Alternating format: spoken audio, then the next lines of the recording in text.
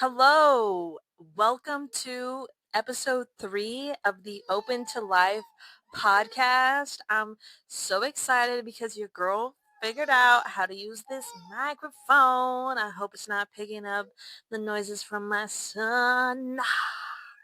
So, on this episode, picking up pretty much where we left off, I talked about learning fertility awareness methods, learning NFP, and picking up from that, piggybacking off that, I want to chat about finding out I was pregnant when I wasn't trying to be.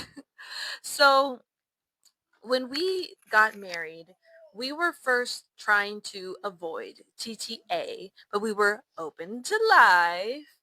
And the Catholic Church says that it is up to couples to discern for grave reasons why to postpone children or not.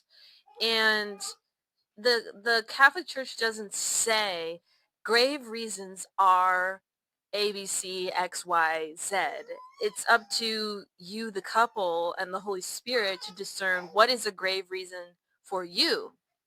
So I can't tell you, the listener, the viewer, what is a grave reason for you to avoid pregnancy, but it is up for you and your spouse and prayer to discern why to avoid.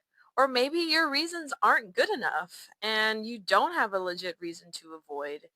But at least at the time when we first got married, we had lots of debt, and I think that was a major factor, is having lots of debt, and having one income was another big factor, was money. And that is a real issue. That is a very real struggle in our modern day. I wish I could say we were living in an era like in the 1950s that you could live on one income and be okay. But that is not how inflation works. That is not, sadly, how economics work. But this is not an economics podcast. So, in avoiding pregnancy, I was carefully charting my mucus with Creighton. As I mentioned, I was tracking my temperature.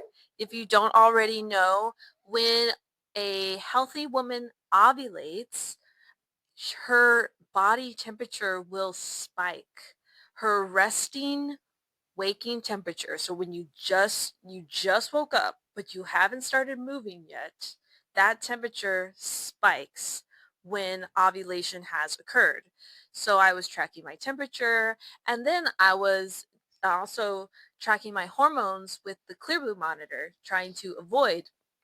So y'all, I was doing all the things, right? Like I was charting my cervical mucus, I was charting my temperature, I was charting my hormones, peeing in the cup, testing with the sticks. I was doing all the things and then some to try to avoid pregnancy.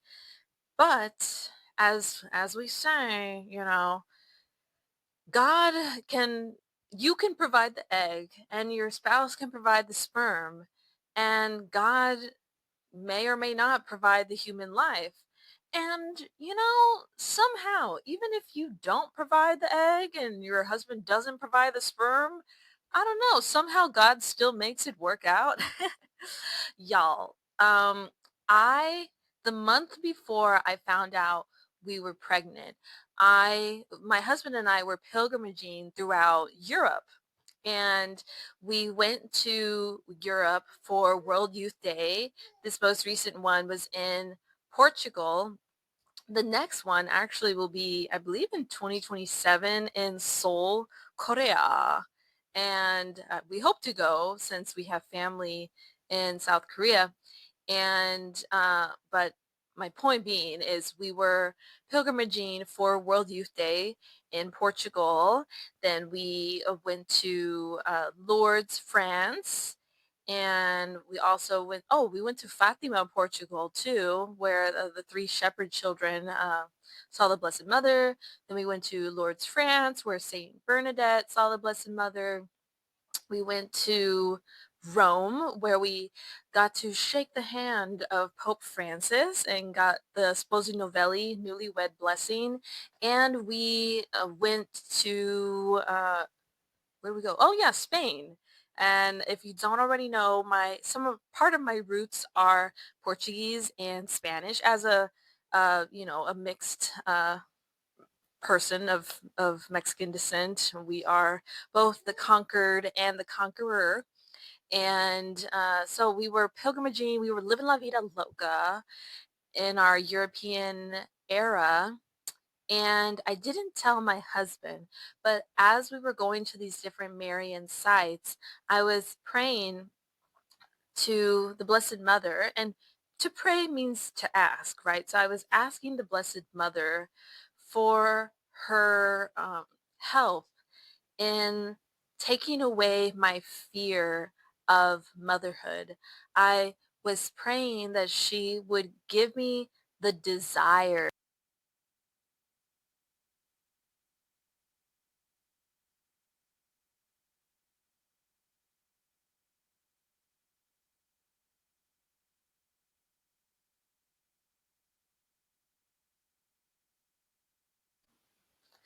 Okay, we're back. I think the audio cut out for a second. But I was asking the Blessed Mother to take away my fear of motherhood, give me the desire to be a mom, and to make me a mom in God's timing. So I found out I was pregnant the following cycle. No, I did not get pregnant in Europe. Okay, I did not get pregnant in Europe. I know we were living La Vida Loca. You would think, based off the timing, like, oh, homegirly, she got pregnant in Europe. No, okay. I actually got my period at the end of our time in Europe, in Spain. Like on the last couple days we were in Europe, I actually got my period. So no, I did not get preggers there. But I found out I was pregnant the following cycle because I was a day late to get my period. Now let me tell y'all, okay. So I was am still the fertility queen, right? Like I was doing all the things, tracking my temperature, my mucus, my hormones. I mean, I was doing all the things TTA trying to avoid. And somehow your girlie still got preggers and we gonna talk about it.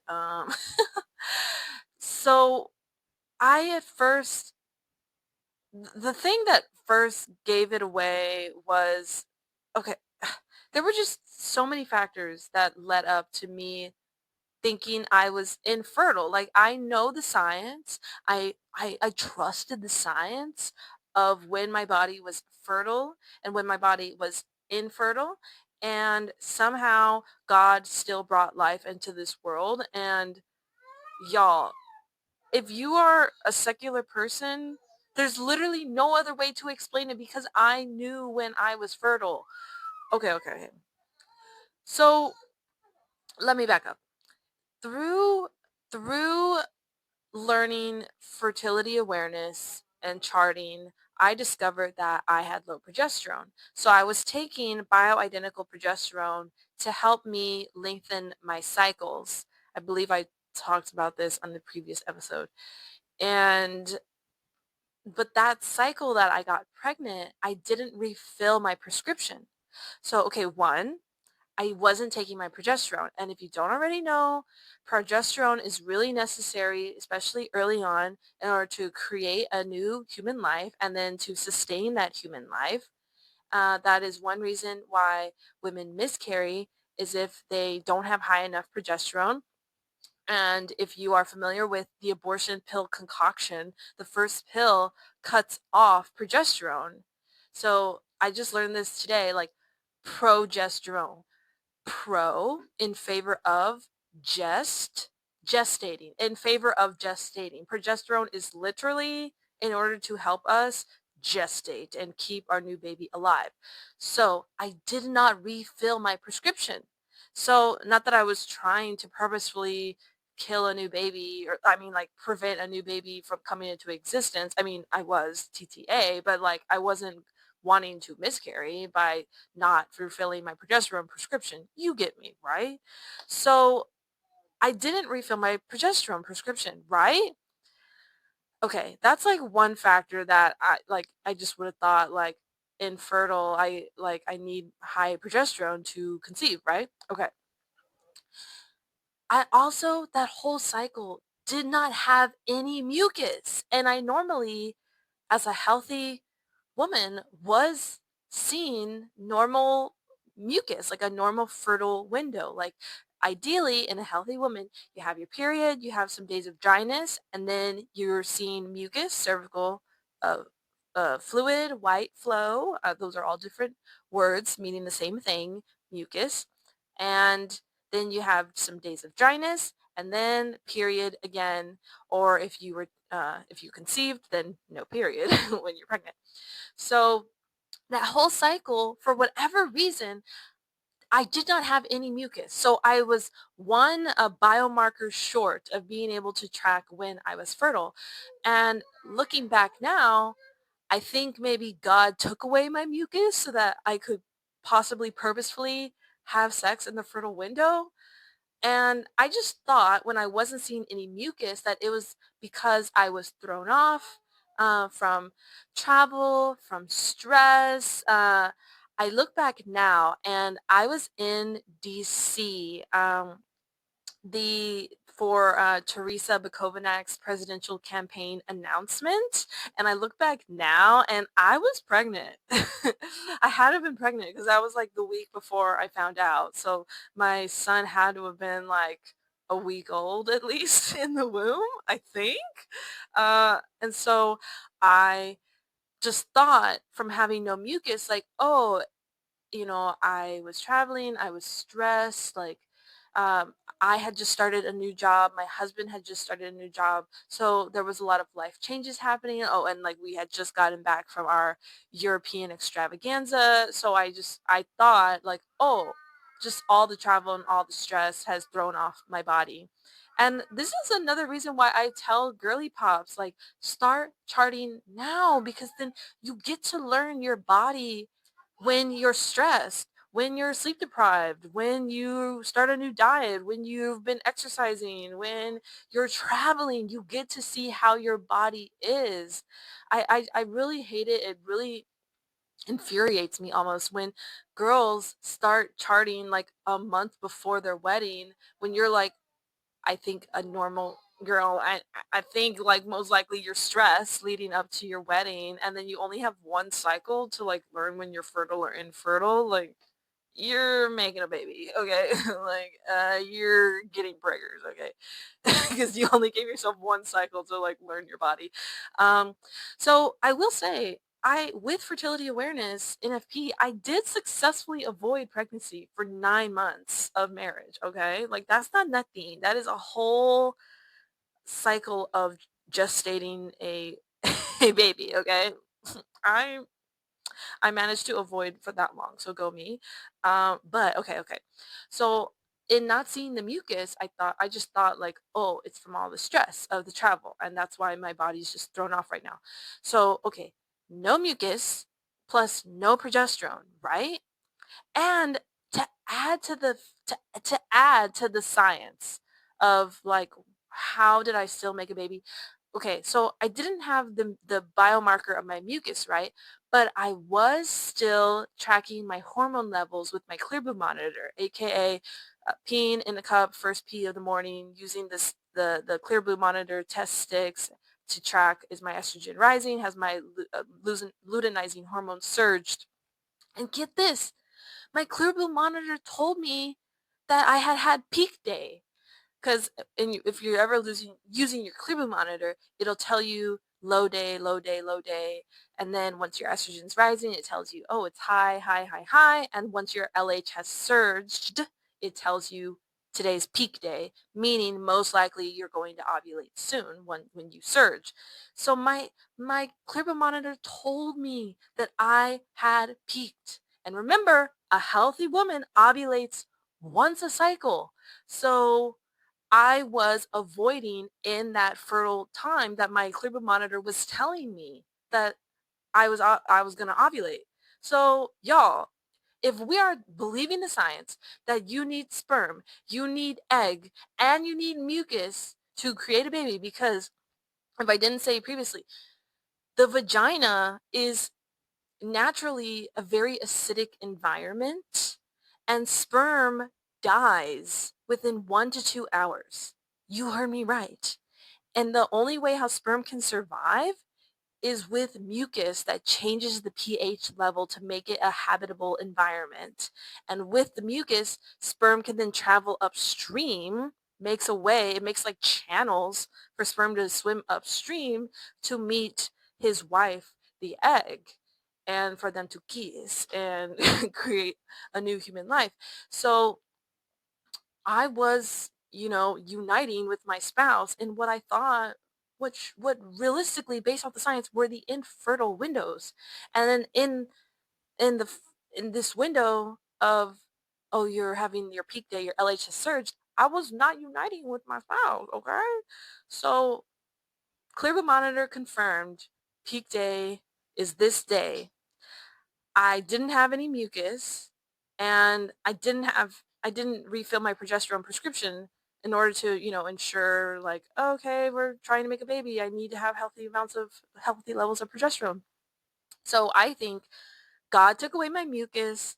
Maybe I double ovulated that cycle, but y'all, I had already been charting my cycle for at least a couple years. I had never double ovulated before, at least in my charting.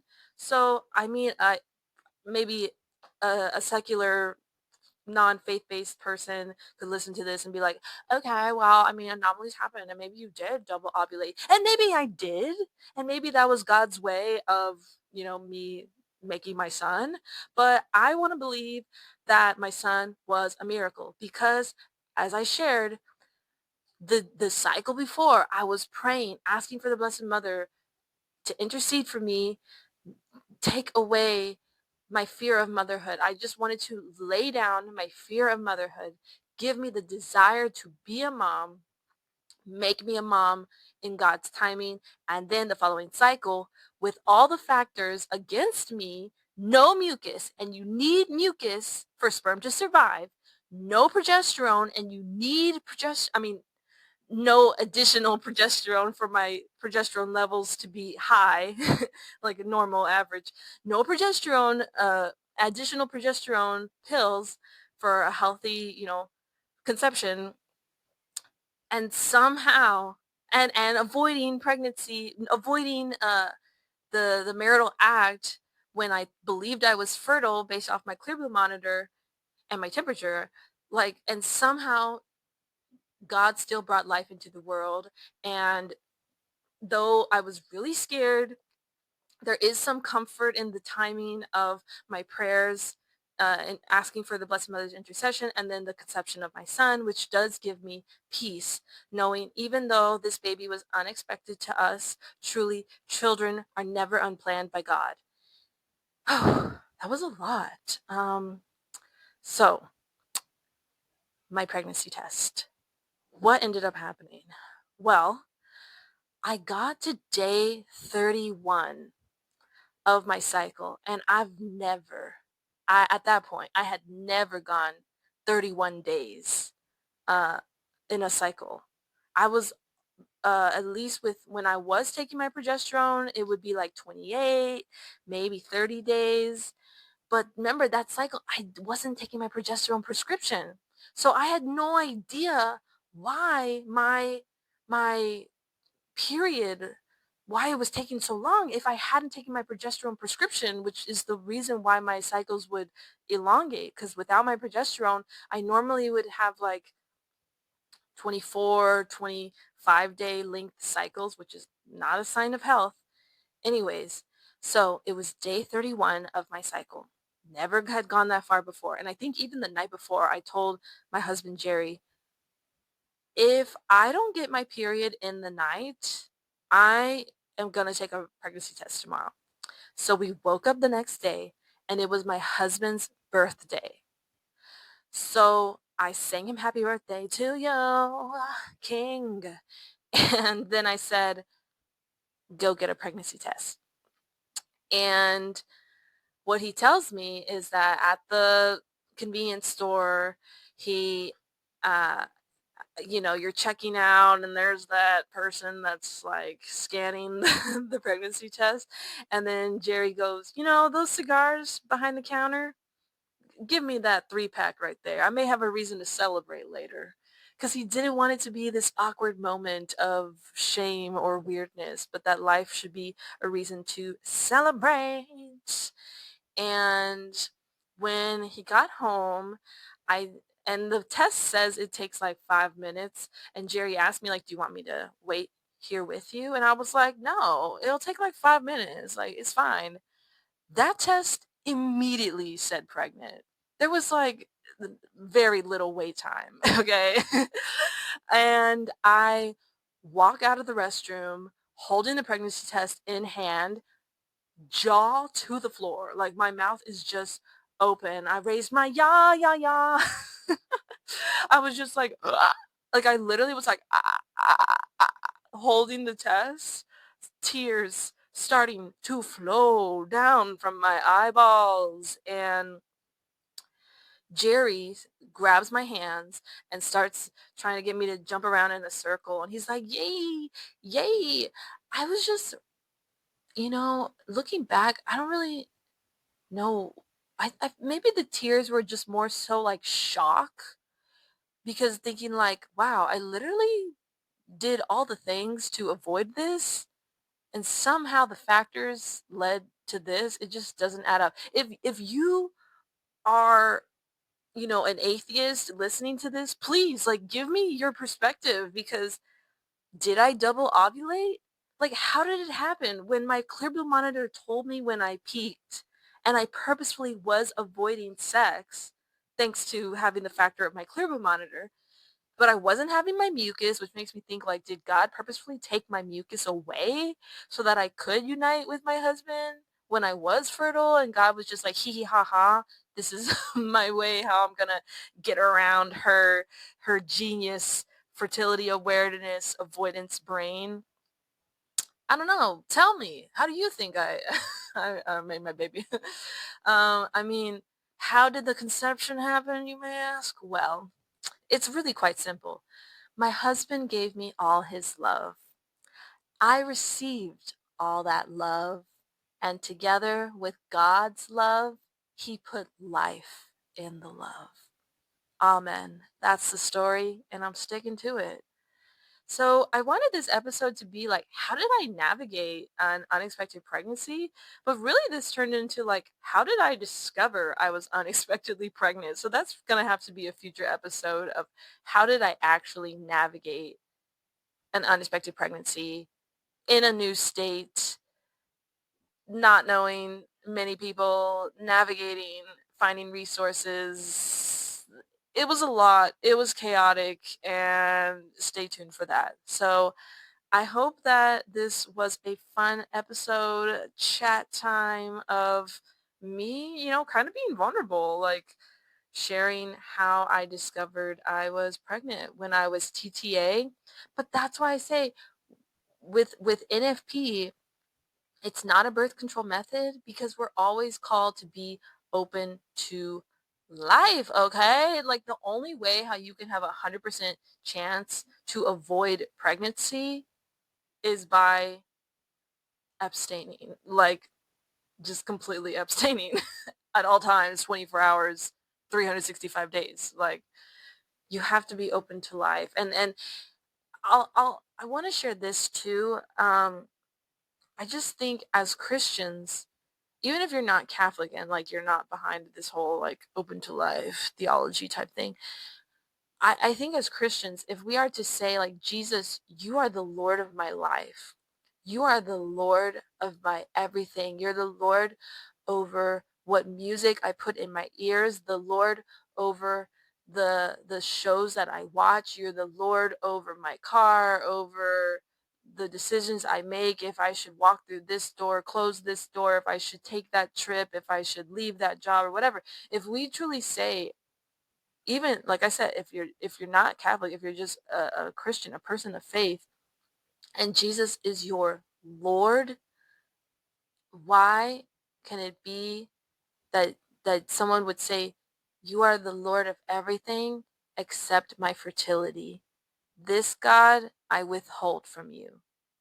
How can we let God be the Lord of our lives if we withhold our precious gift of fertility from him? It really puzzles me. Like, is Jesus really the Lord of your life? Can we truly say, Jesus, I trust in you, if we also don't trust in him with our fertility? Like, I wasn't trying to get pregnant, y'all, but it happened, and I have to trust that this was an answer to my prayer. I have to trust in Jesus and the Blessed Mother that this was the timing, that my son was made for such a time as this, even though I can't understand in my human limited knowledge brain. And so it really saddens me, just the thought of birth control, that amongst faith believers, that we are withholding that gift of our fertility from God having sovereignness over it. I don't mean to drag anybody under the bus. It's just hopefully something for you to think about and pray about. I mean, if he is the Lord of our lives, why do we not let him be the Lord of our fertility too? It's scary. I mean, I was scared when I found out I was pregnant. I was freaking crying. I was shocked. But that is why, we say, Jesus, I trust in you. And you are the Lord of everything. You're the Lord even of my fertility. You are the Lord of the marital act, the Lord of my unity of sex with my spouse. Even there, you are still Lord. That was a lot. Okay, that kind of like changed the vibe of this podcast, uh, of where I think I was going with this episode. So I hope you enjoyed. I think that's the last thought. Yeah, let me know. Is Jesus the Lord of everything for you? Are you giving your fertility fully to the Lord? Are you open to life? If not, why not? If that's it's scary. I agree. It's so scary to just say, Jesus, I trust in you, and I even trust my fertility in you. Jesus, I give this to you. You are the Lord even of my fertility. I know that's scary. That must be scary. Maybe talk to me about it. If that's you, like, let's talk. Send me a DM. Oh, great. All right. Oh, okay. Go, Ray. Alrighty, y'all. Well, I hope you've enjoyed episode 3 of the Open to Life podcast. Over and out.